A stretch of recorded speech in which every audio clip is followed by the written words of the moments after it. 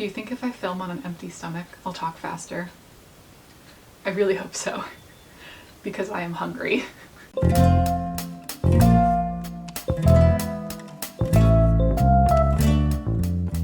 Hi, I'm Shell and I'm a cosplayer. If you're new to my channel, welcome, or if you're a subscriber, welcome back.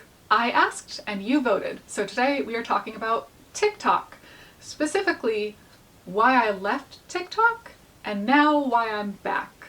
If you didn't know I had a TikTok, I don't blame you, because from late 2020 to just now in 2022, I didn't post anything at all. There are a lot of reasons I quit TikTok. They include things like mental health and how I feel about the platform and how I feel about the audience on the platform. And we will get into all of that, but first, a quick backstory. I downloaded the app in spring 2019 when I was studying abroad in England. I was on my own in England for 6 months, which seems like a very short time, but for me, it was an incredibly long time because the semester only ran from mid-January to like early April, which is nothing for a college semester in my opinion, or a university semester if you're from the UK. So I had a ton of free time and not a lot of money, and I needed something to do. Hello, and welcome to makeup. First tip, concealer. Concealer covers sin. Peel off has lots of sin. Then find eye chalk. Find natural color. You naturally beautiful. Enhance natural. I naturally want to be flamingo. So I downloaded the app, I filmed some TikToks, and that was pretty much it. I went back to America in June. I kind of forgot about it, honestly, and I didn't start posting again until November or December of 2019. I've had depression and anxiety my entire life. It's not something I'm shy about, but that fall was the worst it had ever been. When I was at my parents' house during winter break, between the fall and that spring semester, I made more TikToks with my cosplay as a way to kind of pass time and distract myself, and it really helped me a lot. Hi, I'm Shell and this is my new OC. Her name is I Need a Job. Hey, Baggy? What? The radio demon is at the door. What? Who? What should I do? Well, don't let him in. Hey, is this whiskey or perfume? And apparently, I grabbed it, drank all of it, and said, it's perfume. Around this time, I was really looking at spring 2020 as like my saving grace. It was going to be like my redemption arc, because it was going to be beautiful weather and I was going to go to all of these conventions and I was going to finally graduate and be done with it, and I was just really looking forward to it. And March rolled around and it was time to go back to my parents again for spring break. And my plan during spring break was to film a lot of TikToks in my bathroom because that was what was fun for me, and that was a nice break. But as we all know, March of 2020 is when the pandemic hit. Suddenly, I'd been thrust out of this environment that was already quite difficult and into my parents' home, which is lovely, don't get me wrong, but it's very different from college. And factor in starting online classes instead of in person and worrying that we're all going to die. Things became almost even worse than they had been in the fall. And all the conventions and things that I had been looking forward to that spring, the things that I had been looking forward to kind of pull me out of that depression, were canceled. And I didn't have them anymore, and I didn't know what to do with myself anymore. So I just started filming a ton of TikToks. Wow. Wherever you go, I won't be far to follow. I'm gonna love you so. You'll learn what I already know. I love you means you're never, ever, ever getting rid of me.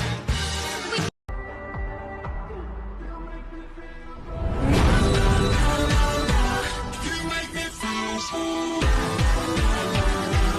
Around May, I got to the point where I reached 20,000 followers on TikTok, which was a very big deal to me and honestly still is. I'm still quite proud of that. I began making TikToks about times I had been harassed in cosplay, or sharing tips from my self-defense class, and some of those videos went, semi-viral with almost 1 million views.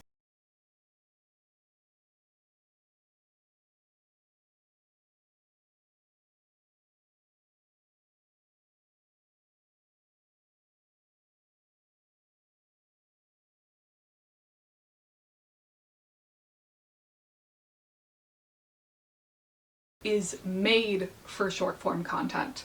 One thing that comes with short content is that it doesn't leave room for nuance or discussion, because you can't explain things thoroughly or research things thoroughly or cite all your sources in 60 seconds. It's just not physically possible. And in my opinion and my experience, when you have short form content that doesn't leave room for explanation or room for nuance, it actually enables harassment. So, for example, when I made my self-defense video, I had a lot of very angry men in the comments accusing me of, being like a radical feminist who was saying that all men are going to attack women. When in reality, the video just showed you how to make a fist and never specified any gender of any attacker.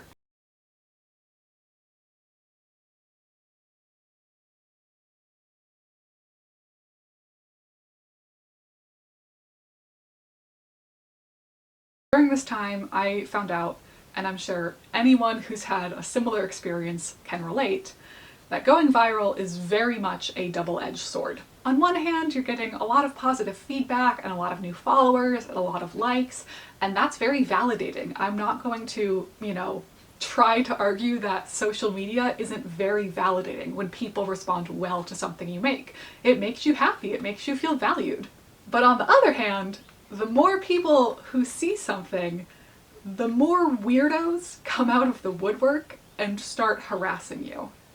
And I think TikTok in particular really does not dissuade harassment on the app. I think the setup and design of the app is not made to protect people. Because TikTok does have a lot of privacy settings available, and you can turn off comments or restrict comments and do all of these things.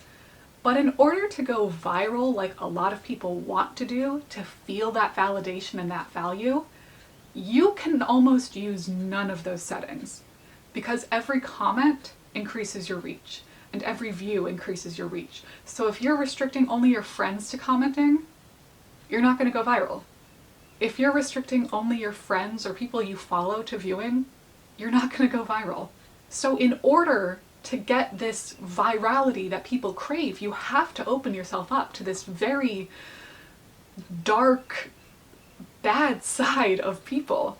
When my TikToks went viral, my notifications stopped working because they literally could not count the number of comments and likes coming in. And even though the vast majority of those likes and comments were positive and supportive, I got to the point where I would just open the app and feel physically sick. And after weeks of this, I just had so many negative feelings connected to even opening the app, because as soon as I clicked on it, I was expecting just a barrage of harassment.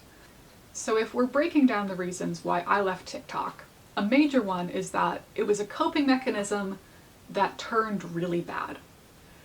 But there's also so many other issues with the app that just didn't sit right with me. Disregarding mental health and disregarding harassment, a big reason why I stopped posting on TikTok is because it's just not a good creator platform. A big reason for that is their algorithm. It's dark and mysterious and almost no one knows how it works, and it's so random that you have no reliability. As someone who makes YouTube videos as kind of a part-time job at this point, I expect a certain number of views for any given video. And that's important because when companies want to work with me, they want to know how many views I'm going to get. Working with a company and promoting a product is a business transaction because they are giving you something for free or even paying you additionally to promote something, and you are kind of guaranteeing them that you are going to get a certain number of eyes on it. So it's really important to have a consistent baseline number of views and interactions. But with the way TikTok's algorithm works, there's no way to guarantee you will get a baseline number anytime you post. Another thing that's unpredictable and stupid, the TikTok Creator Fund. Yes, I was briefly in the TikTok Creator Fund. I made 17 cents. The rumor that once TikTok lets you in the Creator Fund, they suppress your views, that is completely true. But the entire Creator Fund, way down to the fundamental structure of it, is just bad. It's really bad. To help you understand, let's talk about YouTube and how YouTube pays creators. As someone who is in the YouTube Partnership Program, I can choose to have ads run before, during, or after my videos. The advertisers are paying YouTube to show that ad. So YouTube gets some of the money, and I get some of the money. And there's no limit to how much I can make. For every ad that someone watches on one of my videos, I get like 0.03 cents. The way TikTok pays creators is extremely different. TikTok has made a creator fund with $200 million that they will use to pay creators for 1 year. Now, however they determine you deserve that money, whether it's through views or comments or engagement or followers, they will give individual creators some of the money from that fund. But there's a limit. TikTok has chosen a chunk of money and they're dividing it up between creators like slices of pie. Maybe some people are getting a big slice, maybe some people are getting a little slice. We don't know how they determine that. But there's only one pie and they can only slice it so many times. So with TikTok you have very limited earning potential because you are fighting with other creators for a piece of that pie, whereas YouTube will just give you as many pieces as you earn. And if you still don't understand why that system is bad, just look at all of the people on TikTok who branch off to YouTube. Because YouTube is predictable and consistent. Like I was saying earlier, I can always expect a base number of views on any video. The algorithm is easy to understand, and there are ways you can improve your videos for them to perform better. And YouTube will always pay you what you earn. TikTok is not that. If someone is working independently, full-time as a content creator, like many people are now, they are not making money on TikTok. That's not where the money is. They are making money by doing sponsorships, by doing brand deals, by doing exclusive content, and other things independently with advertisers. They're not making money from the TikTok platform. And I want to emphasize here that it is not wrong of creators to want money for their work. They have to buy groceries just like the rest of us, and they don't accept likes at the cash register. Now, circling back to me, around June of 2020, I had over 20,000 followers on TikTok. I was experiencing a ton of harassment and negative associations with the app, and I was starting to get serious about YouTube. I found a video style, 1-star cosplay reviews, that people really enjoyed watching, and I enjoyed filming it. And it was making me feel a lot better than TikTok ever did. So in October of 2020, I posted my last TikTok for over a year. So after all of that, the followers, the harassment, the shitty content platform, the rise and fall, if you will. Why am I back? The answer is incredibly simple. It's literally one word. But to understand it, I need to give you a little bit more context. So hold on for a minute. 2021 was a huge year in my life for a couple of reasons. I got my first full-time professional office job, and it's wonderful. So that's how I spend most of my time now. I also became monetized on YouTube and joined the partner program, so I started making money from my channel. On top of that, I started having companies and sponsors reach out and ask to highlight my products in their videos. Now for me, I don't consider cosplay and YouTube to be a career, but considering the amount of time I spend on it and the amount of money I make from it, I do think of it as like a side hustle. And as someone who is a social media manager by day and a social media side hustler by night, I keep up with a lot of algorithm trends and platform trends. And my biggest platform is Instagram. So why did I start making TikToks again in 2022? The one-word answer is Reels. Because of the wild success of TikTok, all the other social media companies are racing to compete. So for YouTube, that means Shorts.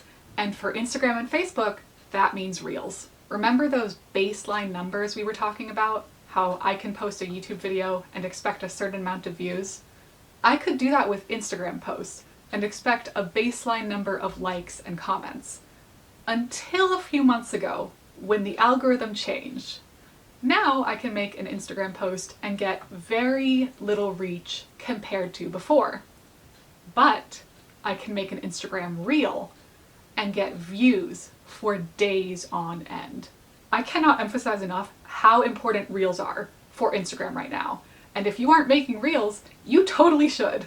So at the start of this year, I knew I wanted to make Instagram reels. But I had never filmed a reel on Instagram. But I had filmed on TikTok. Do you see where I'm going? So I filmed my little videos on TikTok, and then I actually couldn't figure out how to save them to my phone without posting them. So I posted it. That's literally why. I didn't mean for the video to be public. I was kind of coming back to the app after a year and a half, so I wasn't completely sure how everything still worked. It had changed a little bit. But I posted it, and it did well. Do you think people look at me and know that I'm an internet micro celebrity? No. Okay. So far, no one has been rude, and it turns out TikToks are extremely helpful to convert into Reels. It's just a super easy method. I highly recommend it. So that's the honest to God truth. That's why I'm on TikTok again after a year and a half. I want to make Reels and I don't know how. So that is my entire story with TikTok. Why I left and why I'm back now. If you do want to follow me on TikTok, you can at ShellBellCos, but honestly, Instagram is what I'm on every day. Literally every day. I have been filming for an hour and a half, so I sincerely hope I can edit this down to a reasonable length, and it's interesting enough to watch. If you have stuck around till now, thank you so much for watching. I hope you have a wonderful day, and I will see you next time. Bye!